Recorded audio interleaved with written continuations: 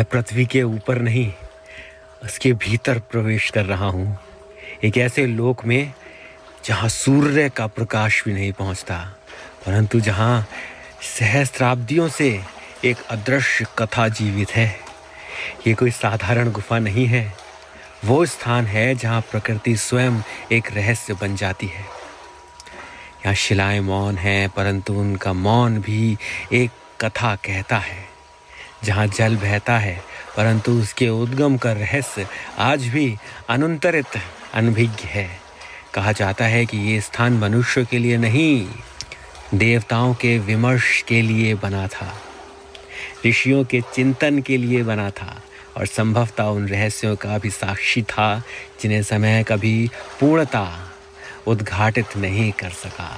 वाल्मीकि रामायण में उल्लेख मिलता है कि भगवान राम माता सीता को बोलते हैं कि हे सीते, इन सोने और चांदी जैसी चमकने वाली गुफाओं को देखो जो देवताओं और दानवों द्वारा सेवित है, अर्थात देवताओं और दानवों द्वारा निर्मित है।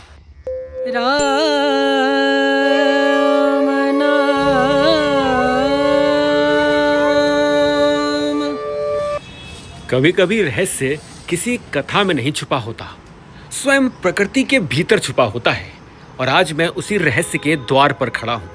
ये भोजन पक रहा है। भोजन पकता हुआ देखकर याद आया कि यदि आपको चित्रकूट में कहीं भोजन करना है तो राम भद्राचार्य जी का आश्रम है जानकी कुंड के समीप, वहाँ कीजिएगा। 140 रुपये में आपको शुद्ध थाली मिलेगी, अनलिमिटेड।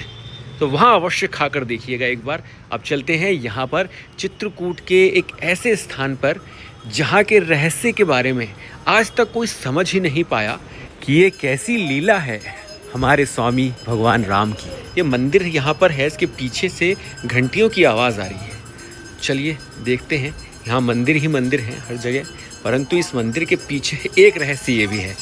पंडित जी पूजा कर रहे हैं। देखिए, ये है सनातन की सुंदरता। इस भक्ति में कोई दिखावा नहीं है। ये मंदिर छुपा हुआ है बड़े से वृक्ष के पीछे और पंडित जी भक्ति में विलीन है।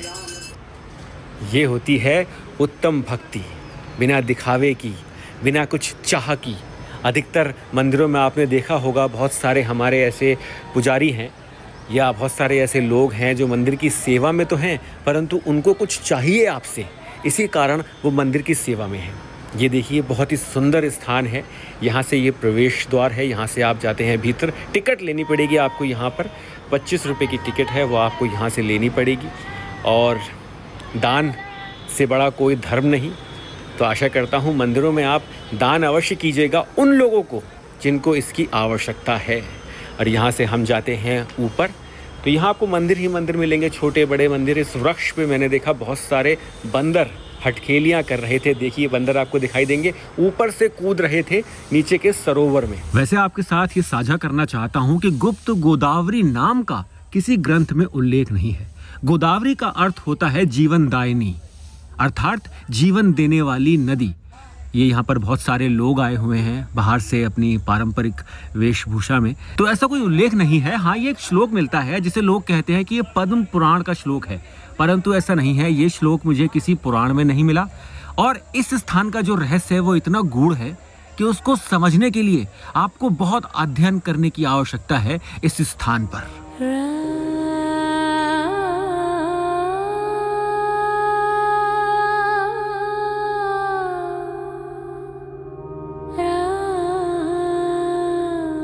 भव्य गुप्त गोदावरी 920 किलोमीटर है यहाँ से नासिक।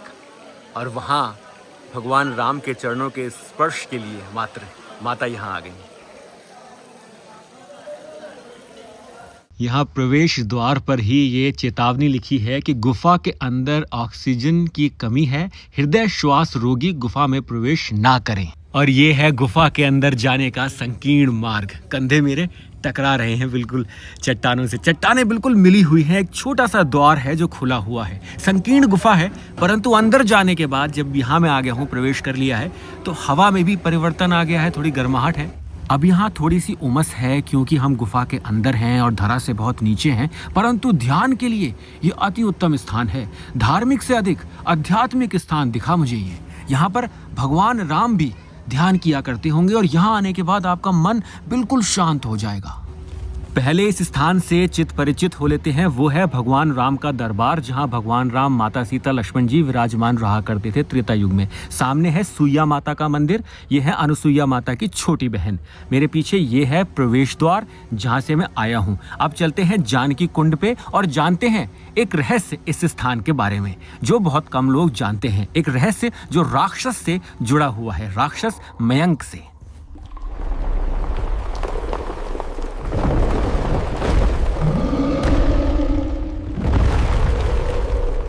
ये है जानकी कुंड जहां माता सीता स्नान किया करती थी और इसके समीप ही कोई चट्टान से लटका हुआ है। आइए जानते हैं कौन है। पहले इस कथा को सुनिए, उसके बाद आपको ज्ञान होगा कि ये कौन लटका हुआ है।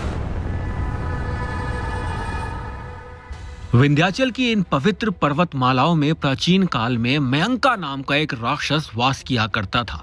जब उसे ज्ञात हुआ कि अयोध्या जी के राजकुमार भगवान श्री राम अपनी भार्या और अनुज के साथ यहाँ चित्रकूट में आकर निवास कर रहे हैं, तो वो इस गुफा की ओर आता है। और यहाँ पर एक कथा के अनुसार एक दिन जब माता सीता इस गुफा के पवित्र जल में स्नान कर रही थी, तब मयंका उन पर कुदृष्टि डालने का दुस्साहस करता है। उसी समय लक्ष्मण जी की दृष्टि उस मयंका राक्षस पर पड़ती है।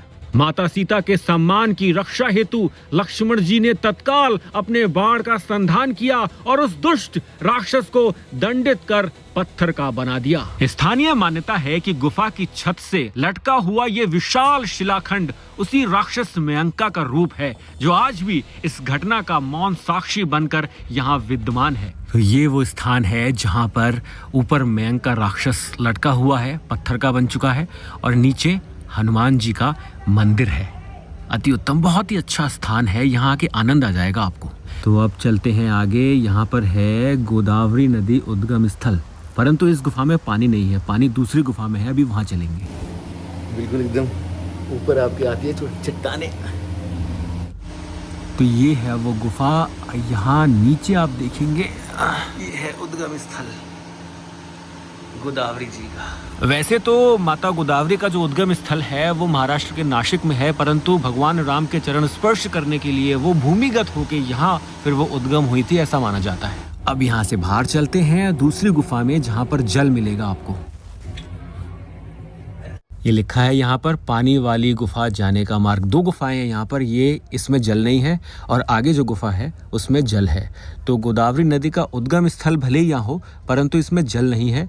अब जल जो है वो भूमिगत होके इस गुफा में आता है, जिस गुफा में मैं आपको अब लेके जाऊँगा। और यहाँ से आप दृश्य देखिए, कितना मनोहर दृश्य आपको देखने को मिलता है। यहाँ से पहाड़ियों के, विंध्याचल की पहाड़ियों के बीच ये गुफा, ये दिव्य गुफा। अधिकांश यहाँ एक बड़ा जन समूह रहता है, परंतु ग्रीष्म ऋतु के कारण अभी यहाँ पे अपेक्षाकृत कम भीड़ है। और ये है जल वाली गुफा का प्रवेश द्वार, यहाँ का सबसे रोचक स्थान।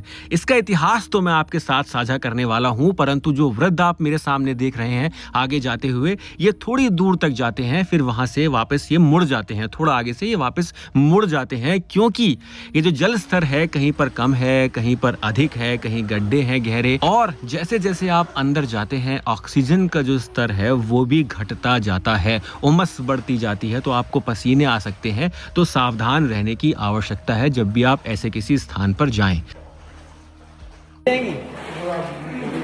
अच्छा, रास्ता थोड़ा सा ऐसा है, बुजुर्गों के लिए ठीक नहीं है।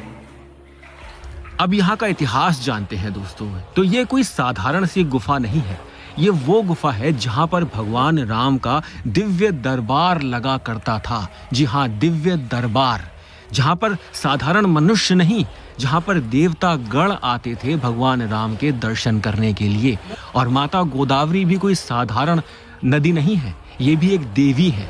ये देवी भी भगवान राम के चरण स्पर्श करने के लिए चित्रकूट में इस स्थान तक आई थी। और जो माता गोदावरी का उद्गम स्थल है वो है महाराष्ट्र के नासिक का त्र्यंबकेश्वर मंदिर। विचार कीजिए, यहाँ तक भूमिगत होते हुए वो इस स्थान पर आई थी जब यहाँ पर देवताओं की सभा लगी हुई होगी, जब भगवान राम, इंद्रदेव, वरुणदेव, अग्निदेव सब यहाँ पर विराजमान होंगे। और एक विशेष बात जो मुझे यहाँ बताई है एक महंत जी ने, कि त्रेता युग में यहाँ पर माता गोदावरी के मार्ग से होते हुए कोई भी ऐसा व्यक्ति प्रवेश नहीं कर सकता था जिसके मन में भगवान राम के प्रति श्रद्धा न हो। कोई भी ऐसा व्यक्ति इस गुफा में प्रवेश नहीं कर सकता था त्रेता युग में। वो यदि गोदावरी नदी में चरण रखता या स्पर्श भी करता तो वो जल के भस्म हो जाता। यहाँ तक कि मयंका राक्षस भी ऊपर पहाड़ के ऊपरी मार्ग से होते हुए तोड़कर पहाड़ को अंदर घुसा था। अच्छा, पीछे से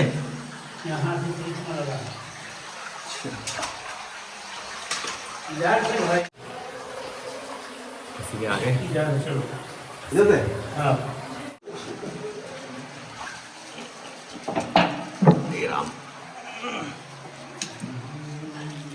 ये उद्गम स्थल है। थोड़ा सा यहाँ पर भूल भुलैया जैसा है। मैं पहले इस मार्ग पर आ गया था, परंतु पंडित जी ने बुलाया और कहा यहाँ से जाना है, ये सही मार्ग है और यहाँ से आपको अब परिक्रमा करके वापस जाना है।